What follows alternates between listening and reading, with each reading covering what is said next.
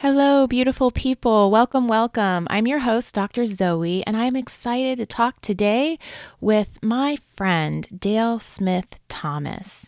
We're going to talk about hope. She was on my show way back in my early episodes of being on the radio. She's the founder and president of Winners by Choice. She's also an international motivational speaker, frequent guest on radio and TV, and of course, she's a former Mrs. Tennessee. She's also the host of a new podcast she's developing called The Hope Doctors. I so look forward to this podcast coming out, and I will share it with you guys when it goes live. And of course, she's the author of the book Good Morning Gorgeous. I love Dale's spirit. She lifts me up whenever I speak to her, and I hope that this episode gives you guys a little hope. Hi there, I'm Dr. Zoe. I'm glad you're here. This is the place for developing your strength as a woman and helping you navigate difficult relationships in your life, including that sometimes difficult relationship with yourself. Being a strong woman is not about what other people can see, and it's not about how loud you are about it. It's a quiet knowing. This isn't therapy, but you may feel like you've been to therapy after one of my episodes. Here, we also explore the intersection of psychology and faith, all with the purpose of creating a new kind of strong. Welcome to Redefining Your Superwoman. Dale, this is the second time you've been on my podcast. You were one of my early guests, I believe. I didn't go back to look at the episode, but that was back when I was doing my radio show still, and I'm so happy to have you here again. Oh, I didn't even realize that until you said that. And I felt so honored that I was on the early ones. And I'm just so proud of you and all the work that you're doing. And you don't even know, but I listen to you so much. And I'm just so happy and so proud of you. And I feel like you're one of my soul sisters, even though we've never met. But when this whole stay-at-home thing is over, I'm coming out there and we're going to sit down face to face, my friend. We are. We have to. And I've been following you ever since we've had, the episode. And same thing. I just feel so close to you. And I love what you are doing. And I love the message that you are sending to women. You are definitely body goals when it comes to our outside. I love looking at your Instagram. But of course, we know that beauty isn't skin deep. Beauty is actually soul deep. And you Oh, actually absolutely. possess that as well. So I love that. I love that about you. Well, I turned 60 last year. I Oh. laughingly say I turned 40 20. And as I tell my audiences, I turned 40 20, do the math. And, I think growing up and when you grow up and you think about, I remember when my mother turned 50, I thought she was so old. Mm-hmm. And it's amazing how image is just a perspective. And I loved turning 60. And so thank you for saying that. And I determine every day that, my beauty, my gorgeousness has to come from the inside out, and then it's just reflected on the outside. Well, it certainly is. It certainly Thank is. you. So today we are going to talk about hope, and you Yes. have been described as the Hope Doctor. And of Uh-huh. course, you've written your book, Good Morning Gorgeous. Love that book. It sits on my bookshelf. But today we're going to talk about hope. And I know you've shared on your Instagram about how COVID is affecting you. I've been sharing the past couple of weeks about how COVID's affecting me. We know there's this general energy in the world right now. And the cool thing is some things are starting to open up. But I Yes. also know people are still very fearful Mm-hmm. of even going out and, everything that, might happen from now going forward. And so I wanted to have you on the show today, not to talk about COVID, but to talk about hope. Right. And you know what? Whether it's COVID or anything else, and I actually did a message for a hospital yesterday. Yes, we know how to protect ourselves against physical viruses by Mhm. increasing our immune system, but I think we neglect the viruses of the mind that are so powerful, which are fear Yes. and doubt. And whatever we're facing in life, whether it's something like COVID or something else, we are affected by these viruses of the mind. And that's why I started the Hope Doctors. And hope for me means helping other people excel. And so I believe the hope doctors of the world are people like you who are hope doctors and hope dealers, and that we have to build up our mental immune systems to fight these viruses of fear, doubt, and unbelief, because the virus of fear can run faster and stronger than any physical virus out there. It sure can. I've talked about the after effects, the unintended consequences of everything that's going on right now, and it's Yes. going to be the mental health of our society. So I want to talk about Hope Doctors because, number one, I love the title, and I can't wait to talk a little bit about what you're doing. But first, let's talk about, oh, you know what? We forgot to do your Superwoman Win and Superwoman Fail. Oh my gosh, how did we forget that? We were just diving in. So let's We're dive. just going in. Can you share that with us? Can you share that with my audience, your Superwoman Win and Superwoman Fail? My Superwoman win, I think, was when I finally really jumped off the high dive and wrote Good Morning Gorgeous. Mm, And it took me 5 years to write it. And that inner censor was like beating me across the head, going, why is it so long to write? You must not be an author, all that garbage. yes. And so I think my Superwoman win was to finally release that, because as long as that book was in my computer, it was safe. Mm, It was safe.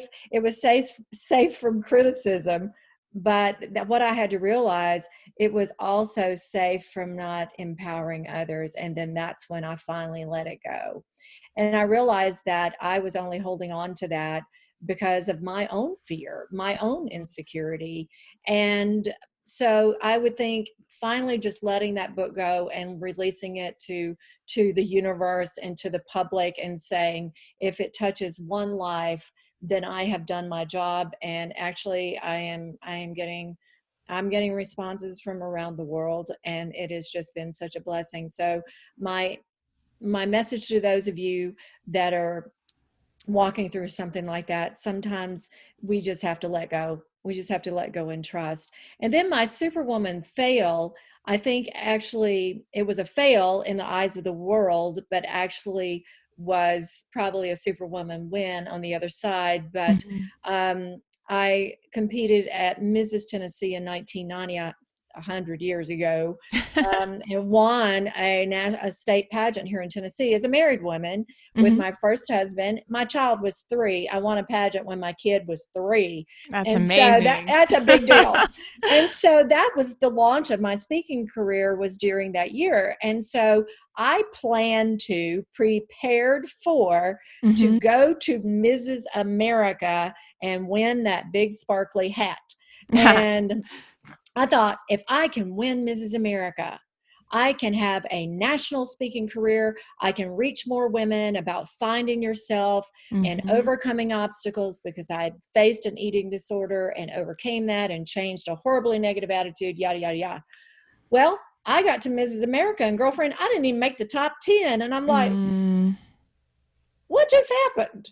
I mean, I had visualized this. I'm like, right. what just happened? And so I had an opportunity at that point to view that failure as 2 things. It could be the end of my career or the launch pad of my career. I could decide if someone's opinion of me was going to be my reality or not. I could let those judges decide my future or not. And I chose to let that be my launch pad and not my anchor. And so my Superwoman fail Hmm. turned in and led to my Superwoman win, because of the way I decided to look at it. So whatever failure is out there, I believe, like Napoleon Hill taught years ago, there's a seed of benefit in Yes. every single one of them, but it's all in the perspective, because I could have ended it for myself at that moment. I could have said, I'm not worthy. I didn't even make the top 10. I must not be as fabulous as I think I might be as a speaker. Mhm. And I could have ended my journey right there backstage at that competition. But I chose to let that ending just be my beginning. That is so beautiful. And that is so true. All of our failures, All of actually, them. all of them, every single one can be turned around to a win. And that's why I want us to honor them Because Right. if we pay attention and realize the lessons we've learned, we strength does unfortunately often come from pain, and that's okay. That It's is okay. absolutely okay. Maybe you've heard before, and maybe your audience has, but it's one that I really subscribe to. It says every experience in life, we either win or we learn. Instead Yes. of win or lose, we win or we learn, but we only learn if we choose to. It's not going to Right. automatically lay No. itself out there. You got to go, sometimes you got to go on a treasure hunt and you have got to go find that lesson, and you've got to give yourself some time. I had to give myself time Oh, grieve yes. to grieve that I had lost, because once you go to that national level, you can never go back. It's not like you can have this failure and try again. At that level, Oh. once you compete, and most people don't know that, once you compete at Miss USA or Miss America or Mrs. America, like I did, you're one and done. You don't get to go back. Wow. I You didn't don't, know that. you do not get to go back. No, if you make it to the national level, unless that rule has changed in the last few years, usually you're one and done. Mm-hmm. And so at that point, you've got to say, what do I learn? So I love that you're doing that. And thank you for asking me that question, because I don't really now, so many years removed from my quote pageant experience, do I usually share that, because a lot of people turn their nose up at that kind of experience. But honestly, that experience was such a life teacher for me. And it just happened to be the avenue that I walked to get to where I am today. Wonderful. Thank you for sharing that journey. And about your book, that meant so much to me because I'm not even counting if it's 2 or 3 years into writing my book.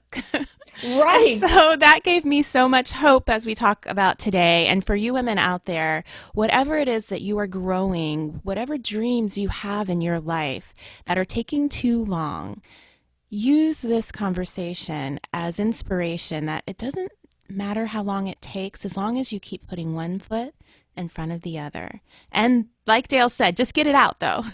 Yeah, and Just get it out. and you have to keep watering it. And I actually Mhm. posted a quote this morning on Instagram, and I grew up on a farm in North Mississippi. And this is how I hope that our audience today will visualize this in your dream. Your dream is like a seed that you planted in the ground, and you water it with your faith and your diligence and your attention to it. But let me ask you this, if you planted something in the ground and it didn't come up the next day, are you digging it up to see if it's still in there? You're Mhm. not digging that seed out of the ground, because we all know that there's a season for that. And Yes. there that gestation has to happen, and sometimes it's longer. But if you have been given that dream, if you know in your soul, and if you'll get quiet and listen, and I hope that we talk about that, it's a practice that has changed my life. If you will get quiet and listen, and you know this is your dream, only you can fulfill this dream. And so if you go digging it up and tossing it out, that dream just goes, and it's yours. It's your set of unique qualities. It's your unique set of gifts. So water it till it comes up. I don't care if it's 10 minutes, 10 days, 10 years. I don't care if it's the rest of your life. You just keep walking. And I do believe that it will be honored. And you guys just heard that from the Hope Doctor. Yes, you did, because she preaching to herself today. Yes, you are. So let's get into this. Can you talk to me about prescriptions that you give to women for hope? Oh, absolutely. I would love to. And, especially right now, and I'll be just really transparent and vulnerable with all of you. This, I have been rocked more by this whole experience the last 5 to 6 weeks than I have been rocked by things in a long time. And I'll tell you why. Um, Speaking and sharing and doing what I do, I don't consider just my career, it's my calling. Mm, Yes, it is my career. I mean, I have a corporation and a business to run, but of course it's my career. But bigger than that, it's my calling.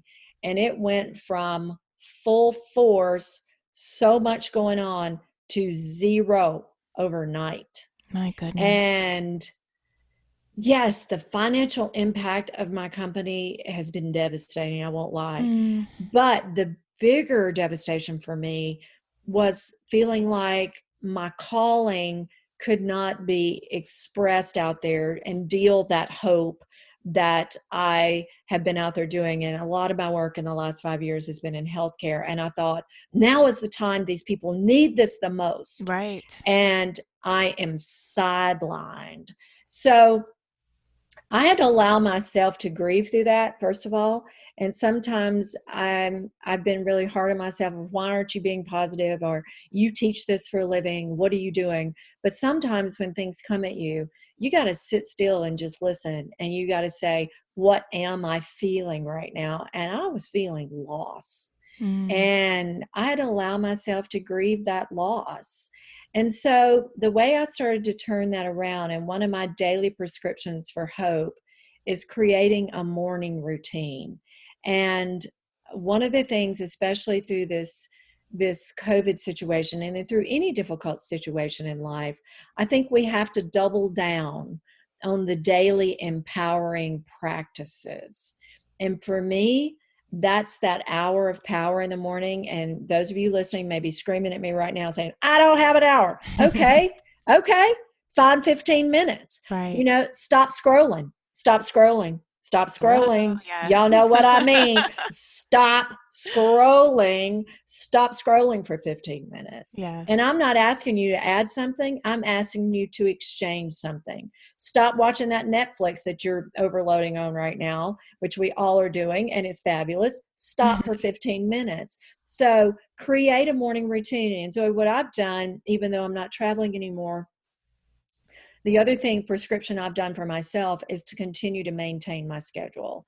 I'm an early bird. I get up every day around 5 o'clock, and I spend this hour of power from 5 to 6. And now it's like 5 to 7 because I can. Right. But I journal, I read, I meditate, and I just sit in quiet and I listen.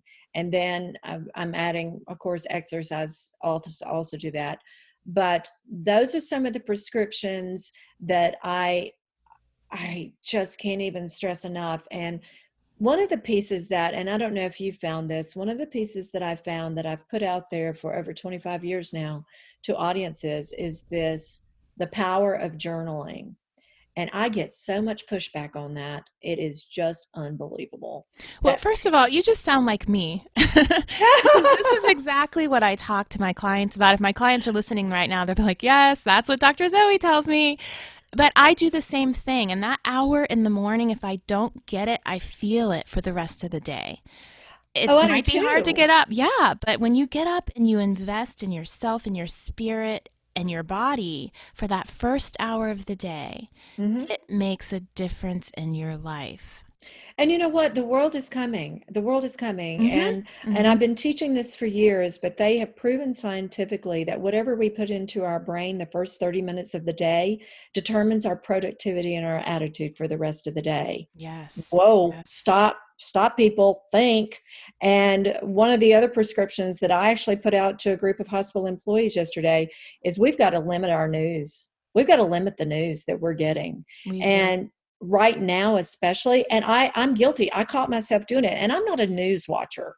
I believe that I can get my news in 30 seconds on Yahoo if I need to. But through this whole process, I found that I was watching, because I was in the kitchen and cooking, and I watched the local news, then I watched the nightly news, and the local news come on after that. And before I knew it, I'm an hour and a half in. Right. And then again, it comes on at 10 o'clock. And we're not even aware of that. And I went, whoa. Right. And people are having panic attacks and they're feeling depression and not sure why. And I can tell you, I've seen this in my practice. All of my clients who come in and they're having these experiences, one of the first things I tell them is stop the media. Stop it. Absolutely stop it. You can ask your spouse if there's an emergency, they can let you know about it, but you need to stop it. And they come back in the next week and they're saying, I feel so much better. I stopped the media. And they weren't realizing how influential that voice, those pictures, that you're letting in your brain, how much it's affecting your mental health. Well, I went through a course out at UC Berkeley called The Science of Happiness, and some of the Mm, scientific data is saying that our minds are twice as likely to capture those images and to hang on to them. We hang on to the danger and the drastic, very hard images. That's why more people are afraid of flying or dying in an airplane crash than they are in a car crash, even though right. the statistics tell us that air travel is safer, but we see those drastic images when a plane crashes. And Right. so that's why I said that we have to double down. And I believe it's like trying to run your car on water. It's your car's not going to run. It's just not going to run if you don't put the right fuel in it, and neither is your soul. So I told the hospital group yesterday, if you don't feel like you can give it all the way up, monitor what you're doing with the news and the media and cut it in half. And that means Hmm. social media too, if it's negative, because a Right. lot of that is negative too. And then I challenged people to replace that. What can you replace it with? Because you got to replace it with some positive fuel, like your show and like my Hope Doctor show that's coming. And John Krasinski's now, I don't know if you've seen it, Some Mm-mm. Good News. Oh, You got yes. Yes, I have seen it's that. so great. And it's so great. And it's so great that it's some good news. And Yes. those are just choices, but they are choices we have to intentionally make. They're not going to just automatically happen. Right. And the beautiful thing and the thing that provides us hope is that we have the control. We We do. can do that. We We can do. personally decide to put good things in our brain and create a positive environment for ourselves. So that is very hopeful.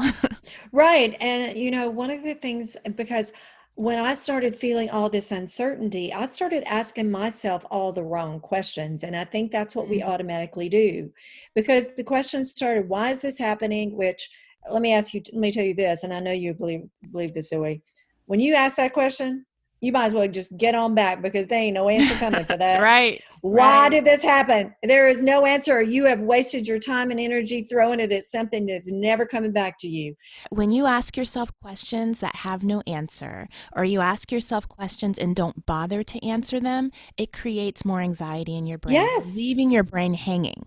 Yes, Yes. absolutely. And so I started asking, I was asking the wrong questions. What if, Mm, and it was like the uncertainty was just so looming. And so all of a sudden, it was like that whole light bulb went on of all the teaching that I've done and all of the learning I've done. mm-hmm. Our uncertainty can either be our enemy or our opening. Love that. Love it. And I decided it was going to be my opening. And I am having to stretch and grow in ways that I did not, that I have gone into kicking and screaming. I am not good at this technology piece. uh, It is just like, ugh. And so yesterday when I taught for 20 minutes on a video, my son came over and filmed it. And it's such a place of growth. But I want everybody to know, if you're uncomfortable, you need to celebrate it, because that means growth is in process, because we do not grow when it's not uncomfortable. We just don't. we just don't, and it's the We just truth. don't. So we got to embrace it when we're there, and then also embrace the beautifulness of our growth, and when we are in that place too. So awesome. So you've got to tell me about this class that you're taking. Was it a happiness Yes. class at Yale or No, at UC Berkeley, there is UC one at Yale Berkeley? too. Oh, It's at UC, okay. it's called The Science of Happiness. I Uh did it all huh. online. I'm happy to send you that. It's the Greater Good Science Center, and they give you all the statistics about happiness, and how that, if we use optimism as a strategy, it not for me, it's not the glass is half full or half empty. The glass is refillable. And we get to choose, but there's all the scientific data that says, we're healthier, we're happier, we live longer, actually 10 years longer, if we prescribe to this spirit of optimism. And I think Beautiful. that comes down to paying attention, because our minds are on automatic pilot. It's like we get in the car, we know how to drive, we don't even have to think about it. We brush our teeth, we know how to do that. But we have these automatic thoughts that we've created, and so many of them are negative, that we've got to get in the moment, pay attention in that moment, and choose the positive path. And sometimes, especially, that is really, really hard to do. And faith and fear both require us to believe in something we can't see. But I believe faith and fear can't reside in the same space, just like negativity and positivity can't. So if you find yourself in that negative space of all that negative language, you've got to put a halt to it. You got to put the car in park and turn it around. You're right. And some people do have a more difficult time with this because they have been more trained in their childhood to think negatively, or maybe they've had Absolutely. negative trauma that's happened to them, and so they Absolutely. have a hypervigilant type lens. But the reality is that the lens through which we see the world, and we can change that lens, but Yes. the lens through which we see the world is how we're going to experience the world. We will find what we look for. And And that so, was me. That was yes, me. yes, that's I all of was that us. child. I Mm. was that child growing up. Oh, I yeah. I raised a positive child. I raised a fearless child. I went way too far with that. When he started driving race cars, I'm like, what did I do here? I taught him to be fearless. You But swung that pendulum, but oh that was a good thing. man, I went way overboard. But I was the kid that was so afraid. I was the kid that Mm, was negative. And my sweet mama, I love her so dearly, but she worried about everything. And it was, everything was about worry and doubt. And so I never, ever knew there was another way mhm. until it was, I met someone who was following a dream and defying the odds. And so if you're hearing us and you're saying that's just the way I grew up, or that's just the way I am, well, that excuse cannot last any longer. It's a choice. Once you become aware that it's a possibility, it's a choice. So I had to retrain my brain. I really did. And I did that back in the early 80s.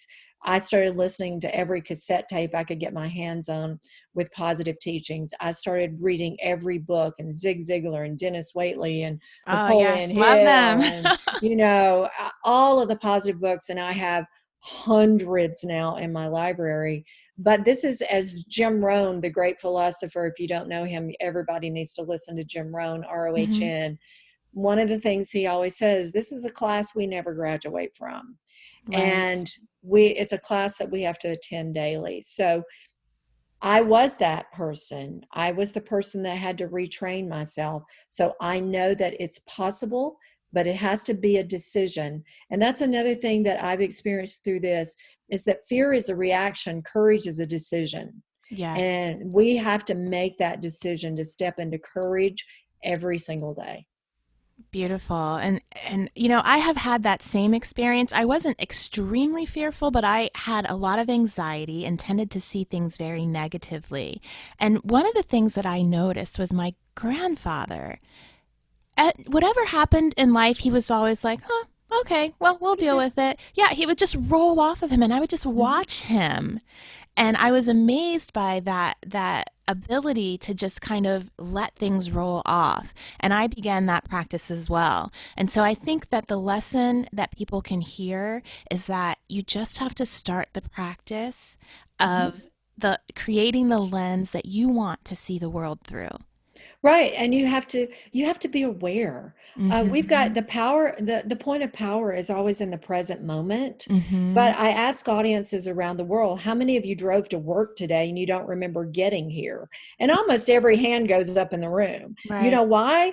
We're not focused on driving. We're already so far ahead. And I think women, and I've asked women's audiences this, are you in the room with me right now? I need you to be in the room with me right Hmm. now. And they kind of Mhm. laugh and say, okay, uh, thank y'all for coming back, because I know where you were. You've already been through this seminar. You have Right. left work. You've gone to the grocery store. You fixed dinner. You have put the kids to bed, and you already got the list made for tomorrow. And they Exactly. crack up laughing, because we're the greatest multitaskers of the world. But I think what happens with that, we get so far ahead that we're missing these moments of opportunity and growth and expansion, because we're not bringing, and I think women more than anybody, we've got to bring ourselves back to the present moment. Mm-hmm.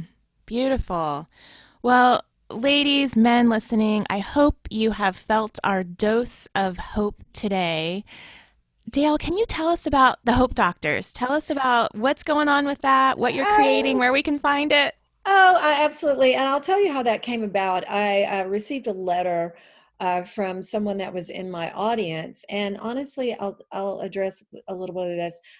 When I first started speaking in healthcare, that old nagging voice in my head said, "You're not qualified to speak there because you have a phys ed degree from Mississippi State, Mm-hmm. and so not qualified in healthcare."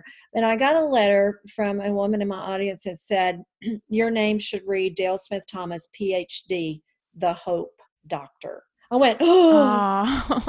Oh, So beautiful.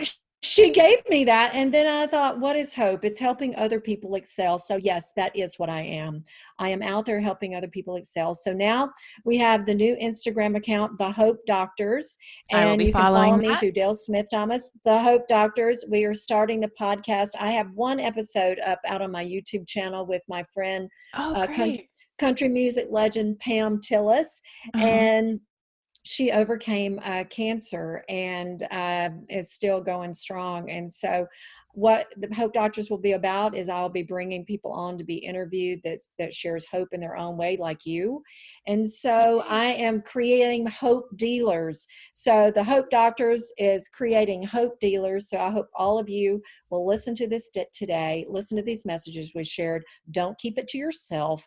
You become a hope dealer today and spread it out into your family, to your community, and we will continue to spread hope around the world. I love it. We couldn't end on a better note. Thank you so much for coming on my show number 2. I'm sure there will probably be a number 3, and I look forward to getting on your podcast. Thank you for listening to the Dr. Zoe Show, Redefining Your Superwoman. New shows go up every Tuesday. Subscribe so you don't miss an episode. And text the word STRONG to 38470 to get my weekly encouragement. I look forward to connecting with you amazing women on social media throughout the week. Have a super week.